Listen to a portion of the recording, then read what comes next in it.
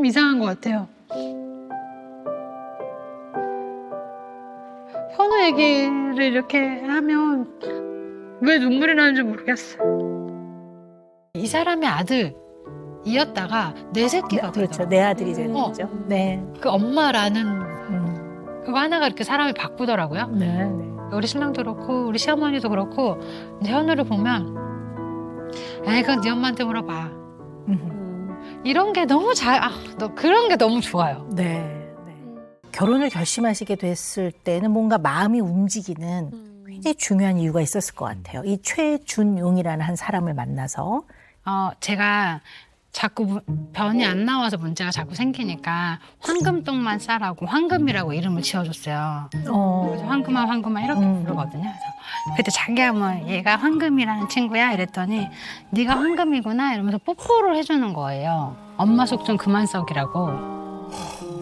나는 뭐 의학 드라마를 몇 번 했거든요. 그리고 저는 그 수술방에 직접 들어가서 그 집도이랑 이렇게 배 갈라가지고 하는 거 직접 목격하고 내 손으로 직접 장기도 만져보고 그랬었거든요. 실습해가지고. 뭐 그런 경험이 있어서 그런지 저는 그 배변 주매라는 걸 처음 봤는데 그렇게 거부감이 저는 없더라고요. 근데 그걸 보는데 나처럼 얘를 받아줄 수 있는 사람이 있을까 했는데 이 사람은 받아줄 수 있겠다 싶은 생각이 들더라고요. 그래서 이 사람이라면 같이 해볼 수 있지 않을까? 참 불쌍하게 느껴졌던 게 그 처녀 때, 그러니까 뭐 그때도 뭐 처녀였지만 나 만나기 전까지 혼자 이 힘든 걸 어떻게 견뎌냈을까 하는 마음이 들더라고요. 그래서 그렇죠. 워낙 그 집안 환경이 별로 좋지가 않았어요. 제 아내가. 그리고 그 중학교 때부터 기숙사 생활을 하고 아버지는 일찍 돌아가시고 돌아가시기 전에 이제 어머니하고 저 이혼을 하시고 그러던 와중에 어머니는 또 딴 분이랑 재혼을 하시고 제 처제도 그 어머니는 같은데 이제 아버지가 틀린 그런 동생이고요. 그래서 저희 집에 와가지고 제가 그 어머니 아버지랑 이렇게 막 알콩달콩 살고 아들하고 사는 모습을 보면서 그 자기가 이 가족이라는 울타리 안에 한 일원이 되고 싶었다고 그러더라고요. 저한테 그런 얘기를 하는데 그런 모습이 너무 안쓰럽더라고요, 제가. 그래서 제가 마음을 먹게 됐죠. 아내분은 그 아드님 처음 만난 게 아드님 몇 살 때였던 거예요? 18살이요. 반응이 네, 반응이 어땠어요? 처음에 딱 만났을 때. 근데 좀 그렇잖아요. 이게 둘이 재혼을 할 거야. 그런데 아가가 있어. 아가면 괜찮은데 그래도 지금부터 내가 엄마라는 걸 이렇게 인지시켜주면서 키우면 되는데 18 다 컸잖아요. 다 큰 상태에서 제가 엄마로 들어가는 거잖아요. 이게 받아들여질까요? 제가 이런 얘기가 좀 그런데 제가 재혼 가정에서 컸잖아요. 그러다 보니까 저는 엄마한테 그런 부분이 싫은 게 너무너무 많았어요. 예를 들면 인사를 시키는 첫날 아빠야 라고 인사시켰어요. 그러면 나를 뭘 키웠고 언제부터 아빠였다고 아빠라고 하겠어요? 하지만 그냥 엄마 보고 오셨어요 아버지 뭐 이렇게 하죠. 그래서 18살짜리 현우랑 내가 어떻게 친해질 수 있을까? 내가 그때 어떻게 했으면 그 사람을 아빠로 인정할 수 있었을까를 생각하면서 대하게 되더라고요. 처음에는 이제 주변에서는 현우한테 야 이제 아빠 결혼해서 너 엄마라고 그래야지. 저희 이제 돌아가신 아버님도 야 너 아줌마가 뭐야 이 자식아 엄마라고 그래야지. 뭐 심지어 제 친구들도 야 현우야 이제 아빠 결혼했는데 막 아줌마가 뭐야 엄마라 그래야지. 전부를 이랬는데 저는 현우한테 한 번도 강요한 적이 없어요. 왜냐하면 그 와이프가 방금 이 사람이 얘기했던 그거를 제가 많이 들어왔었기 때문에 그거는 강요하는 게 아니구나 하는 걸 제가 알았기 때문에 저는 현우한테 한 번도 야 엄마라고 그래 한 번도 그래 본 적이 없거든요. 네. 근데 아버지 돌아가시고 이제 케어하는 거 다 이 녀석도 이제 옆에서 봤을 거 아니에요. 네. 이 사람이 아버지 케어해드리고 막 이러는 거 다 보고 네. 시간이 좀 뭔가 느꼈었나 봐요. 이제 할머니한테 이제 아줌마한테 엄마라고 그래야 되겠어요. 지가 지 입으로 그러더래요. 아, 그 진짜 쉽지 않은 건데. 네, 네. 그러니까 난 그 얘기 들으니까 나도 기분이 너무 좋더라고. 네. 그 다음 날이 이제 제가 아들을 데려다 주는 날이었어요. 일하러 가는 데를 데려다 주러 가는데 얼굴도 잘 못 봐요. 뭔가 그랬어. 어색한데 현애야, 너 엄마라고 부른다 그랬다며? 이렇게 물어봤어요. 그랬더니 얘도 핸드폰에 이렇게 에? 에? 이래요. 어떻게 그런 생각을 했어? 이랬더니 이제 엄마죠. 이러더라고요. 그 친할아버지 이렇게 아프시고 암투병하시는 과정에서 우리 아름 씨가 굉장히 많은 병간호를 하신 것 같아요. 네. 많이 네. 했죠. 어. 저랑 같이 아버님 식대도 목욕도 시켜드리고 아, 네, 네. 그런 며느리가 없잖아요. 네, 그렇죠. 쉽지 않죠. 그거를 이제 아드님이 보시고. 예, 다 봤죠. 네. 그러니까 저도 엄마 소리를 처음 듣지만 이 친구도 자기 입으로 엄마라는 말을 처음 해보는 사람이 전 거예요. 그러니까 돌 되기도 전에 이제 돌 돌을 지나고 이제 바로 이혼했으니까 말하기도 전에 헤어졌어요. 그러니까 이 친구가 엄마라고 하는 순간 그건 정말 엄마인 거예요. 네. 그걸 제가 아니까 막 울었어요.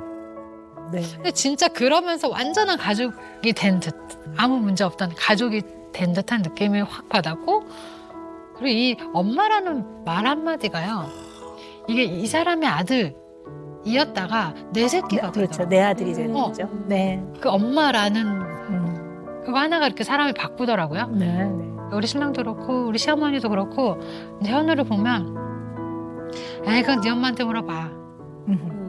이런 게 너무 너 그런 게 너무 좋아요. 네. 네.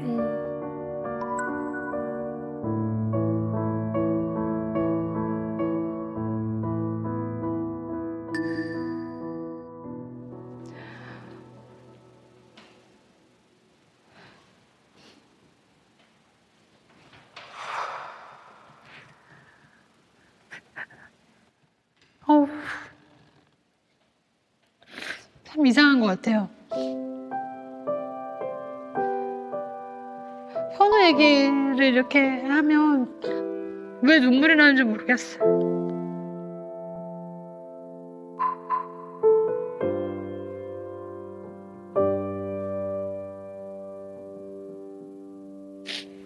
그냥 너무 안타까워요. 제가 평생 현우의 친구가 돼주고 싶어요.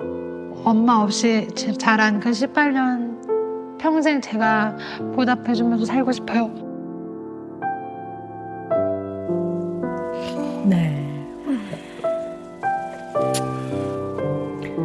네, 우리 아름 씨가 보진 않았지만 아들이 오랜 기간 겪었을 그 외로움, 그리고 빈자리, 그 하나의 인생이 되게 안쓰럽고 가엾고 그러신 것 같아요. 근데 어떤 면을 좀 생각을 해봐야 되냐면 약간 그 우리 아름 씨의 어린 시절이 현우한테 그대로 투영이 되는 것 같아요. 아름 씨는 어릴 때부터 도대체 부모란 어떤 존재이기에 이렇게 나의 마음을 아프게 할까? 이런 고민을 많이 해봤을 것 같아요. 그리고 부모를 선택할 수 없으니 가족성 용종이 있으니까 아버지가 일부러 그런 건 아니지만 한때는 원망스럽기도 했을 거예요. 별걸 다 물려주네. 뭐 이런 생각도 들었을 왜 거고. 하필 내가. 그렇죠. 왜 하필 내가 이런 생각도 들었을 거고. 또 그 과정에서 내가 우리 엄마 인생에서 어떤 순간이든 가장 소중하게 고려되는 사람이 아니구나라고 느꼈을 거예요. 그러면서 내가 부모가 된다면 나는 아이 옆에 어떤 존재로서 내가 있어줘야 될까 이런 고민을 되게 많이 하셨을 것 같아요. 그러다 보니까 그냥 현우를 이렇게 대하면 그냥 안쓰러운 거죠. 그게 감정적인 공감 좋은데요. 약간 넘어서는 부분이 있다고 보는 거예요. 그 넘어서는 부분은 아름 씨의 인생에서 힘들었던 마음의 짐과 그림자라고 보면 그것이 투영되는 면이 있어요, 지금. 네, 그래서 더 불쌍한 거예요. 맞아요. 그러니까 이게 현우를 보면서 제 생각을 하는 것 같아요. 그래서 이거를 아름 씨와 현우와의 관계에서 잘 해나가시려면 어떤 게 필요하냐면요. 따뜻한 마음, 안쓰러워하는 마음, 애틋함, 감정의 공감 이런 거는 그대로 가지고 가시고요. 단 현우와 아름 씨는 다른 사람이에요. 네. 절대로 인생의 경과가 같지 않아요. 네. 그래서 나랑 다른 사람이라는 거를 꼭 인지하셔야 돼요. 두 번째는 부모에게 따뜻한 사랑. 내가 보호가 필요할 때 우리 부모가 나를 보호해 줬던 경험, 그리고 어떤 상황에서도 나를 가장 먼저 고려하고 나를 우선으로 두고 모든 것들을 결정하는구나. 내가 되게 소중한 사람이구나. 이런 경험이 적었던 것 같아요. 그러면 자존감이 떨어져요. 그러니까 내가 어떤 모습이어도 나는 생존하고 살아갈 만한 정당성을 가진 그런 존재야. 이게 막 흔들려요. 그러면 정신 분석적 관점에서 봤을 때는 아름 씨가 과도한 희생을 자처함으로써 나는 생존할 만큼 당위성을 가진 그러한 필요한 존재야, 쓸모 있는 사람이야를 과도한 희생을 통해 그걸 자꾸 확인하려 하고 존재의 이유를 찾는 것 같습니다. 저는 항상 우리 신랑 은퇴시켜주고 싶다. 하고 싶은 거 하면서 살게 해주고 싶다. 뭐 이런 것도 있어요. 그래서 제가 항상 그래요. 나는 새 아들 때문에 이거 한다고. 늙은 아들, 젊은 아들, 우리 막내 감자까지 뭔가 짊어지려고 하는 것 같아요. 네네. 아름 씨, 이게 왜 중요하냐면요. 이거를 알아야 과도함을 빼고 오래 쭉 제대로 잘 생활할 수 있어요.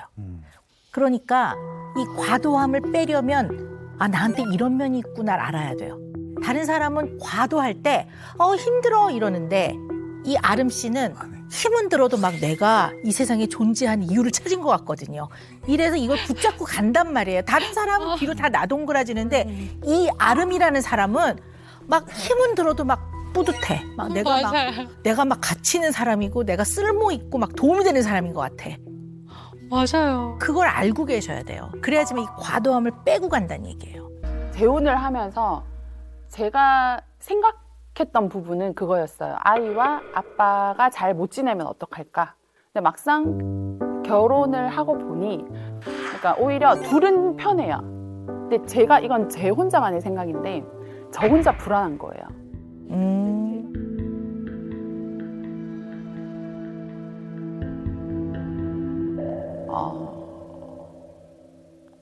그러니까 아이의 입장에서 또 생각을 해야 되고 또 신랑의 입장에서도 생각을 하다 보니 제가 생각이 너무 많아지는 거예요. 이제 아이가 이제 막 밥 먹을 때 막 유튜브를 봐요.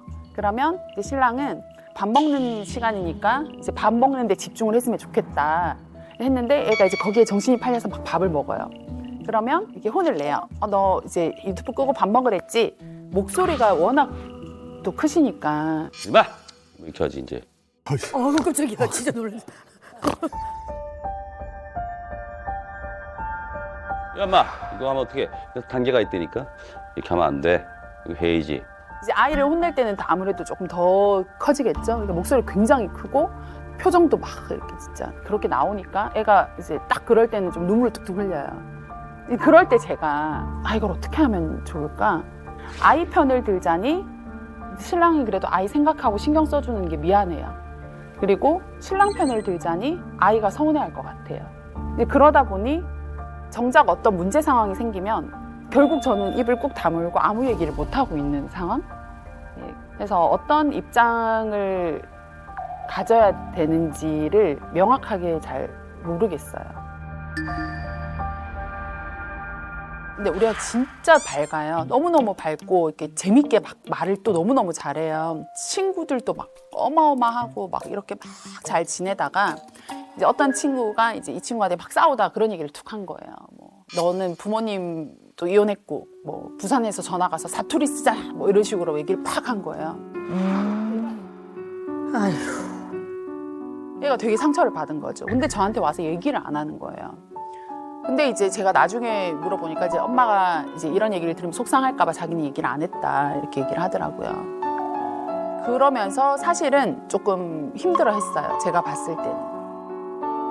제일 처음에 우리가 부부싸움을 했을 때는 되게 겁먹고 울더라고요. 제가 억장이 무너지는 거예요. 너무 상처받았나 보다. 내가 두 번 다시 이런 일이 없도록 해야겠다. 라는 생각이 들어서 솔직하게 얘기를 했어요. 애가 되게 상처받고 놀래더라. 그래서 웬만하면 애가 있는 앞에서 우리 잘 싸우지 말아요 라고 얘기를 했는데 사람이 또 그게 안 되잖아요. 그래서 그런 부분도 사실 조금 고민이긴 해요. 근데 좀 궁금한 게 아들이 싸웠잖아요, 학교에서. 사투리를 쓰냐는 둥, 뭐 재혼을 했다는 그 얘기 들었어요. 보다 뭐 그거는 일방적으로 그렇죠. 그러면 빈정거린 거예요. 그렇죠. 그래서 뭐라고 그러셨어요? 한 2명 반에 같은 애 2명에 어떤 애가 이제 뭐 안 좋은 소리를 했대. 그래서 누구냐? 그 얘기 정보를 드러났지. 그래서 한 놈 발견했어 내가 그 앞에서. 그래서 네가 걔니? 그래서 네가 키가 크고 등치가 크다 그래서 너보다 작은 애들을 이렇게 찍어 누르고 그러면 그게 남자다운 거겠냐? 그렇게 하지 말고 애들하고 잘 지내. 네가 심쓰면 나쁜 놈들 나타나면 네가 좀 걔들하고 싸워가지고 애들 지켜주기도 하고 그래야지만 네가 너보다 약한 애들 그 애들 괴롭히고 임만 부탁인데 잘 지내라. 다시 한번 내가 이런 얘기 들리면 정말 나는 그러기 싫은데 내 학교 찾아갈 수밖에 없어. 그러니까 저는 부모의 입장에서 자꾸 이렇게 꾸중하거나 뭔가를 상황을 판단해서 가르치려고 하는 게 좀 큰 것 같아요. 근데 이렇게 들어줘요. 네, 들어주고 뭐 무슨 일이냐 막 얘기를 해요. 그러냐? 근데 나는 예전에 이랬던 때가 있는데 하면서 막 본인의 경험담을 얘기를 하더라고요. 나는 이래서 이렇게 해결을 한 적이 있어. 너도 그렇게 한번 해봐. 그래서 이제 우리 가족이 뭐 조금 특별할 수도 있지만 뭐 또 이해를 하고 네가 그런 상황이라는 현실을 좀 받아들였으면 좋겠다라고 얘기를 현실적으로 되게 했어요. 근데 그러고 나서는 자기가 되게 먼저 꺼내더래요. 우리 엄마 재혼했잖아. 이렇게 그냥 가볍게 이렇게 툭 꺼내고 애들도 아무렇지도 않게 하면서 이렇게 넘어갔다고 하더라고요. 그래도 아이가 좀 잘 적응을 해주네요. 네. 그리고 이제 특히 부모가 본인들의 약간 어려웠던 이야기, 흔히 그냥 흑역사? 뭐 이런 얘기를 해주는 게 애는 도움이 굉장히 많이 돼요. 그러면 동질감을 느끼면서 나만 이런 어려움을 겪는 게 아니구나. 그럼요. 이런 거를 이제 배우면서 그 무용담을 얘기해줬더니 얘가 감명을 받더라고. 네, 그러면은 굉장히 잘하고 계시는 거죠. 네, 그리고 아이와 그런 걸 이제 편하게 소통을 하면 아이가 어려움이 있을 때 아빠한테 잘 얘기하죠. 왜냐면 이제 엄마가 막 마음 졸이고 울면 내가 이런 얘기를 하면 엄마가 너무 힘들어하지 않을까? 그래서 엄마의 어깨에 짐을 더 얹어주지 않으려고 얘기 선뜻 안 할 수도 있거든요. 네. 근데 이제 담대하게 편안하게 받아들이면 어려울 때 얘기를 더 잘하겠죠. 아빠. 이거 심각하게 생각하면 안 될 것 같아요. 애들 문제를 야 이거 어떻게 하면 어떡하지? 이게 이렇게 되면 어떡하지? 그럴 필요가 없더라고. 심각한 문제는 심각하게 아, 되지만 정말 심각한 상황이면은 근데 자그마한 걸 또 크게 생각할 필요는 또 그렇죠. 없죠. 내 얘기 네. 그거. 네. 그래서 사실은 저도 아이에게 공감을 많이 해줘야 된다는 걸 저도 너무 잘 알고 있고 또 공감을 중요시 여기는 사람임에도 불구하고 제가 너무 아팠던 게 크니까 예를 들어서 뭐 이혼의 아픔이었다든지 뭐 이런 힘들었던 시간을 지나고 나니까 너무 힘들었만 하면 그게 괴롭더라고요. 그러다 보니까 이제 조금 감정적으로 지치는 게 없지 않아 있는 것 같기는 해요. 그래서 우리 주연 씨 같은 경우는 워낙 이제 다른 사람들과의 관계에서 굉장히 긍정적인 면을 많이 보이시는 분이세요. 네, 맞아요. 네. 그리고 타인과 상호작용하는 것을 굉장히 중요하게 생각하세요. 그래서 잘 지내야 되기 때문에 때로는 상대의 생각이나 요구에 지나치게 좀 맞춰주거나 그거에 그냥 따라가주는 경우들도 많죠.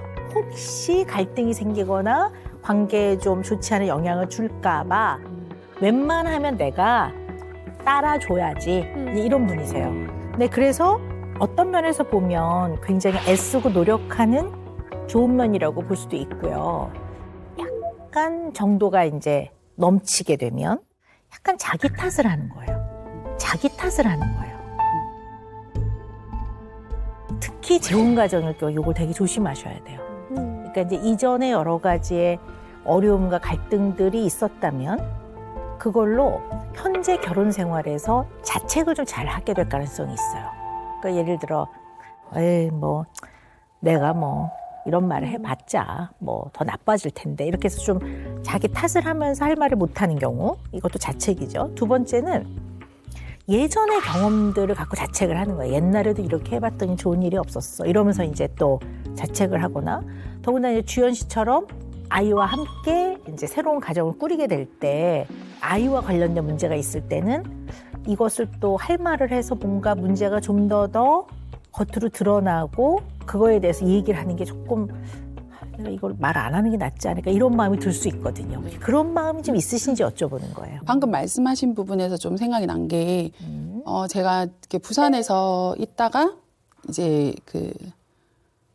이제 서울로 오게 된 게 이제 일 때문에 올라오게 됐거든요. 예, 그래서 이제 급하게 올라오게 돼서 저희 이제 본가의 부모님께서 애를 봐주셨어요. 그래가지고 있는데 저희 아버지가 파킨슨이시거든요. 그래서 되게 괜찮으신데 이제 제가 아이와 부모님을 이제 부산에 두고 그러니까 처음에 서울 올라와서 혼자 있을 때는 이제 열심히 일하고 집에 다 와서 너무 쉬고 있는 게 미안하더라고요. 왜냐하면은 부모님도 편찮으시고 또 제 동생도 이제 저희 아이를 봐주고 아직 결혼을 안 해서 근데 저희 아이도 저를 보고 싶어하고 이게 있는데 저는 저의 일을 위해서 서울을 올라서 있다는 게 조금 죄책감이 들었던 것 같아요.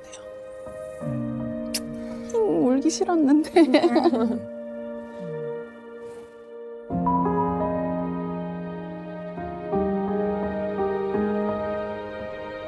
제가 한 달에 거의 처음에는 일주일에 한 번씩 내려갔었거든요. 근데 이제 사실 그게 힘들잖아요. 저도 주말에 출근할 때도 있고 이제 그러면서 이제 뭐 한 달에 두세 번 뭐 진짜 못 갈 때는 한 달에 한 번 내려가고 하면서 떨어질 때 애가 그렇게 울었어요. 네. 엄마 안 가면 안 돼. 아이고, 엄마 같이 속상해라. 있으면 안 돼.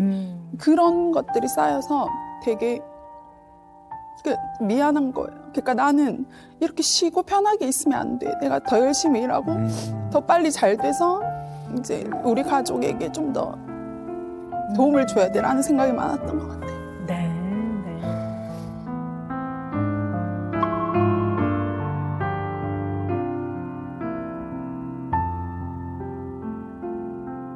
그러니까 본인을 조금 피곤하게 약간 혹독하게 하는 걸로 좀 그 감사함과 마음의 미안함을 짐을. 조금 어떻게 마음 안에서 좀 소화를 시켜보려고 했던 마음이 많으시네요. 네. 그러면 이제 아드님은 계속 할머니 할아버지하고 이모하고 지내다가 네, 네. 그러다가 이제 오빠를 만나고 네. 이제 저희가 이제 연애를 할 때 이제 그러시더라고요. 이제 결혼을 해서 애를 빨리 데리고 오자. 이제 애는 곧 사춘기인데 이렇게 떨어져 있으면은 이제 나중에 엄마를 굉장히 원망할 거다. 그렇죠. 그리고 그리고 이 시기를 놓치면은 이제 모자간이 굉장히 멀어질까 봐 걱정이 된다. 가까워지기가 좀 네. 쉽지 그래서 않았어요. 우리가 어서 결혼을 해서 아이를 데리고 오자라고 사실 먼저 얘기를 해줬었거든요. 그래서 저는 그게 너무너무 고맙더라고요. 저는 그런 부분에서 되게 고맙기도 하고 그러니까 제가 자꾸 이제 뭔가 열심히 해서 보답하고 싶어요. 이제 신랑한테도 제가 좀 잘하고 싶고 좀 덜렁거리긴 하지만 그래도 여러 가지로 열심히 하고 싶네요. 저 같은 경우는 워낙 다 성인이 되고 나서 이제 저도 약간 뭔가 좀 특별한 그런 게 있었다라는 걸 알게 돼서 정말 너무 어렵지 않게 그걸 참 넘어갈 수 있었어요. 근데 제가 리은이는 아직 어리고 일단 뭐 저희가 방송에 나왔기 때문에 유튜브에서 뭐 한 번만 찾아봐도 나오는 그리고 정말 최악의 상황에 리은이가 그걸 알게 될 수도 있는 거잖아요. 리은이가 약간 사춘기 때나 심적으로 리은이가 가장 안 좋을 때 그걸 알게 되면 더 안 좋아질 것 같고 아예 사춘기 전에 미리 모르더라도 미리 알려줘야 되나? 약간 그런 생각도 해본 적은 있어요.